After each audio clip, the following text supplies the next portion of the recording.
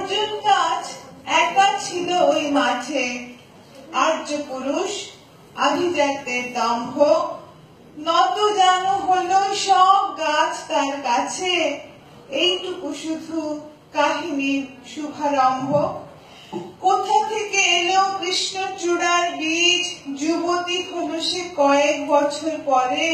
সাঁওতালি মেয়ে, খোঁপায় তীব্র লাল, অর্জুন তাকে চাইল আপন করে। নত যেন হবে এমন মেয়ে সে নয়, বসন্তে সে তো একাই নিজেই সাজে। আর্য পুরুষে আসক্তি নেই তার, ব্যস্ত আছে সে ফুল ফোটানোর কাজে। খোপা থেকে খসে গত রাত্রির ফুল, ঝিরঝিরে পাতা পোশাক বুনেছে তার। অর্জুন সে যে আর্য পুরুষ, ভাবে সব সুন্দরে একা তার অধিকার।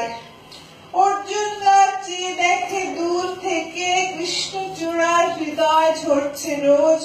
রূপ দেখে তার ধাঁধায় দুখানি চোখ, ভাবে কবে পাবে ওই হৃদয়ের খোঁজ। কাহিনী এবার শেষ করি তাড়াতাড়ি। কৃষ্ণচূড়ার জেদখানি বড় বেশি, অভিমান সেও বিকাবে না কারো কাছে, বরঞ্চ হবে বন্ধু বা প্রতিবেশী।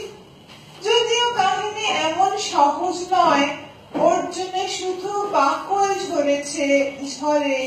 সাঁওতালি মেয়ে রক্ত ঝরাতে জানে, আর্য পুরুষ হার মানে অন্তরে। পরের জন্মে অর্জুন গাছ হয়ে কৃষ্ণচূড়াকে বন্ধুর মতো দেখো। আমাকে চিনতে ভুল করো না হে রিজু, রক্ত ছড়ালে বাকল খসিয়ে দেখো।